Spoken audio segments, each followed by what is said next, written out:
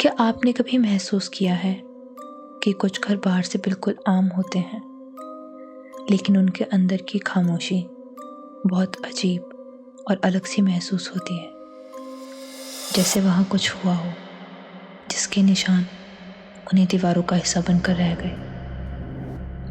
आज की कहानी भी एक ऐसे ही घर से जुड़ी है, जिसे एक समय पर famous paranormal investigators Ed Lorraine Warren ने इन्वेस्टिगेट किया था।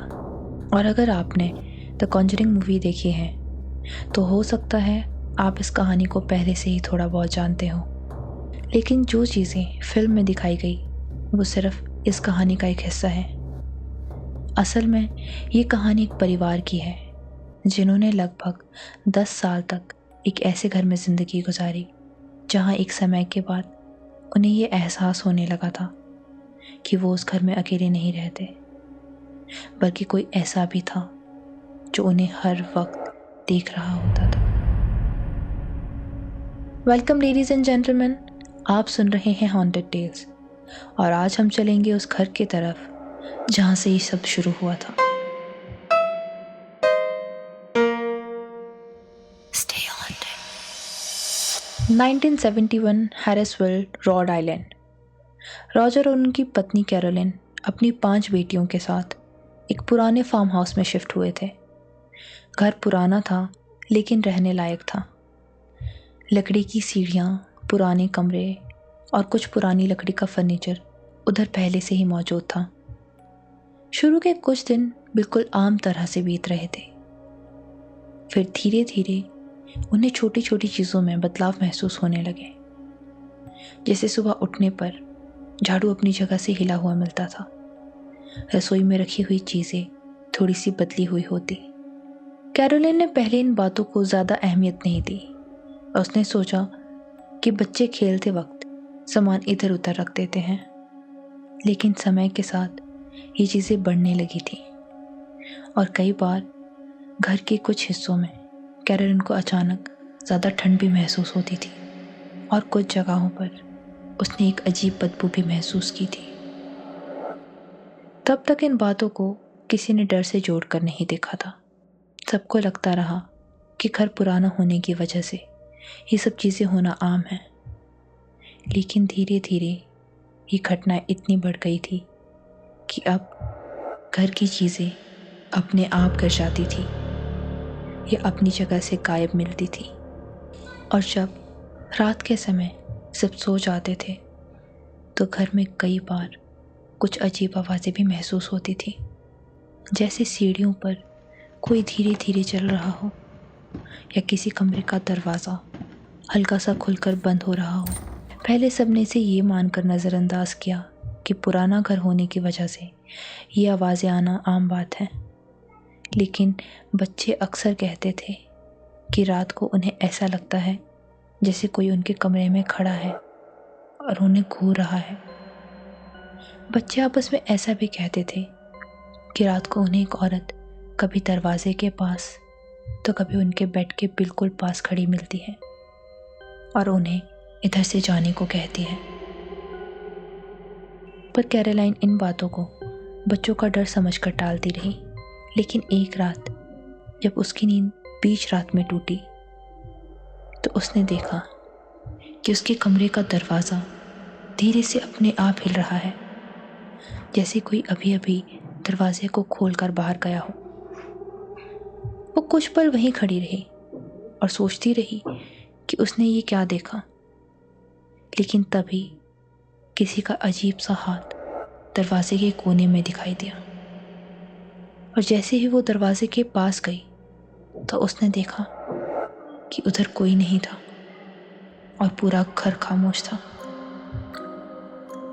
और उस वक्त पहली बार उसे महसूस हुआ कि शायद बच्चे सच कह रहे थे। उस रात के बाद चीज़ें धीरे धीरे बदलने लगी। अब आवाज़ें सिर्फ रात तक सीमित नहीं रही थी। अब कभी कभी दिन में भी दरवाजे हल्की सी आवाज़ के साथ अपने आप हिल जाते थे और ये चीज़ें समय के साथ ज़्यादा डरावनी होने लगी थी। एक सुबह जब कैरोलिन उठी तो उसके हाथ और कंधे पर पतले निशान थे, जैसे किसी ने नाखून से हल्का सा खरोंचा हो। पहले उसने इसे नज़रअंदाज करना चाहा, लेकिन जब ये बार बार होने लगा तो उसने इस पर ध्यान देना शुरू किया।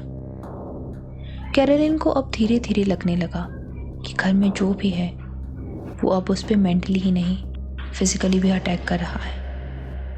और इसी वजह से कैरोलिन की हालत धीरे धीरे खराब होने लगी थी।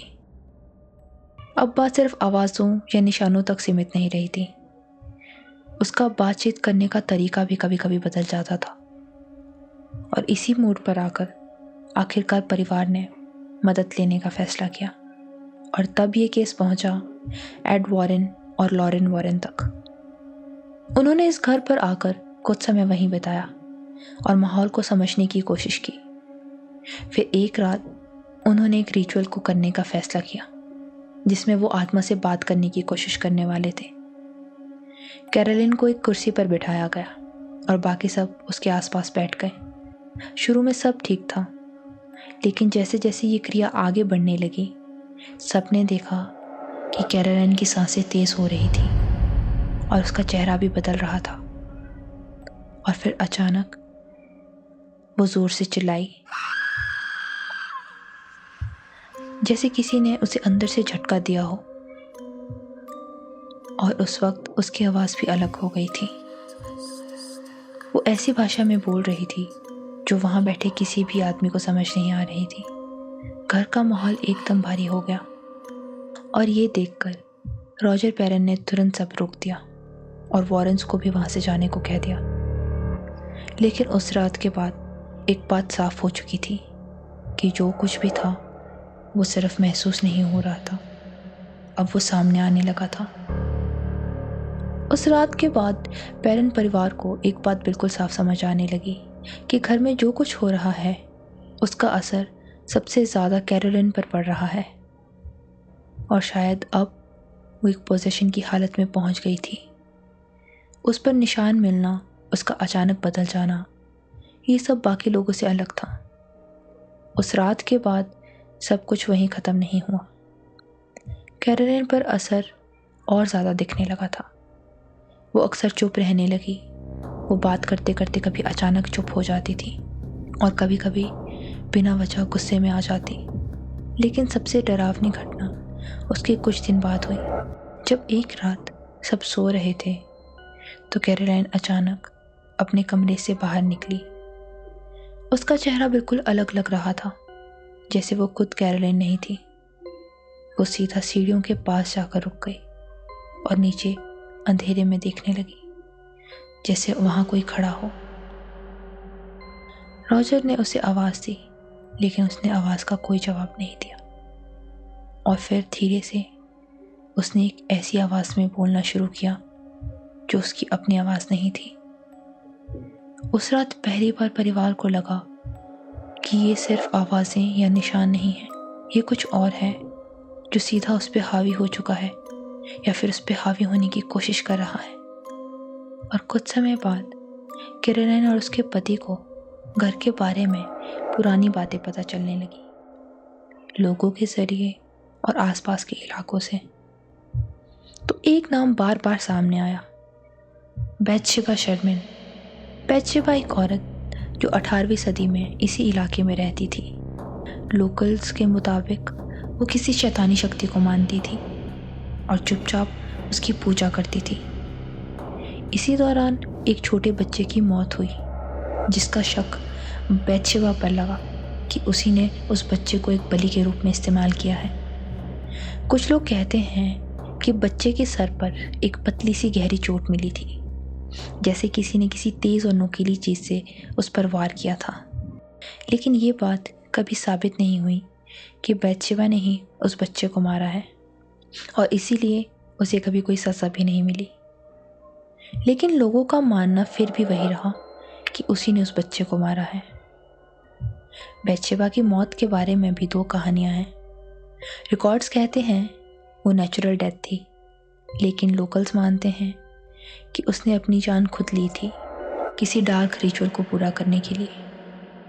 जब कैरोलिन को ये सारी बातें पता चली तो इसे एक बात समझ आ गई थी कि घर में जो कुछ हो रहा था वो ज़्यादातर उसके साथ ही क्यों हो रहा था। जैसे कोई उसे वहाँ देखना नहीं चाहता हो, जैसे वो जगह अब भी किसी और की हो।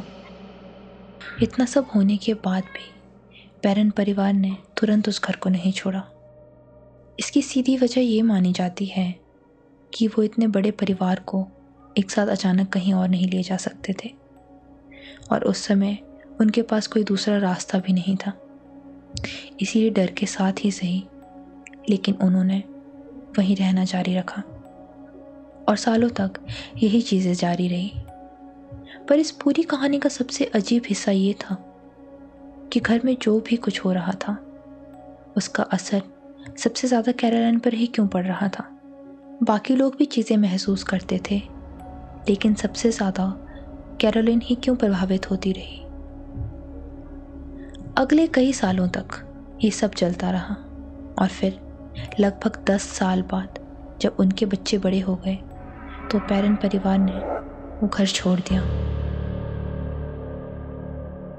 लेकिन उन्होंने कभी ये नहीं कहा कि जो भी चीज़ें उन्होंने महसूस की वो सब झूठ था या उनका वहम था। उनका कहना था कि जो कुछ उन्होंने उस घर में महसूस किया वो उनके लिए बिल्कुल सच था, और शायद इसीलिए आज भी वो घर सिर्फ एक पुरानी इमारत नहीं है, वो आज भी उतना ही डरावना है जितना तब था। बहुत से लोग मानते हैं कि कुछ जगह ऐसी होती हैं जहाँ लोग मरने के बाद अपना शरीर तो छोड़ देते हैं, लेकिन उस जगह को कभी छोड़ नहीं पाते। उनमें से कुछ चुप रहते हैं और किसी को कोई नुकसान नहीं पहुंचाते, लेकिन कुछ अपनी जगह को कभी किसी और से बांट नहीं पाते।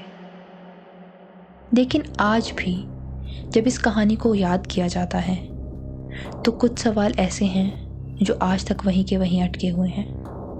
अगर सब कुछ सिर्फ उस घर की वजह से था तो फिर इन सब चीज़ों का असर सबसे ज़्यादा कैरोलाइन पर ही क्यों पड़ा। और सबसे बड़ा सवाल, जो कुछ उस घर में था वो सिर्फ एक कहानी थी या सच में कोई ऐसा था जो आज भी उस जगह से गया ही नहीं। अगर आपने कभी किसी ऐसे घर के बारे में सुना है या खुद कुछ ऐसा महसूस किया हो जो समझ के बाहर हो, तो शायद आप इस कहानी को थोड़ा और बेहतर समझ पाएंगे। अगर आपको ये कहानी पसंद आई हो तो वीडियो को लाइक ज़रूर करें, और ऐसी ही और कहानियों को सुनने के लिए हमारे चैनल को सब्सक्राइब करना ना भूलें। और अगर आप भी अपनी कोई कहानी हमें भेजना चाहते हैं तो डिस्क्रिप्शन में दिए गए मेल पर हमें अपनी कहानी ज़रूर भेजें। तो जल्द मिलते हैं एक ऐसी ही कहानी के साथ। तब तक के लिए स्टे हॉन्टेड।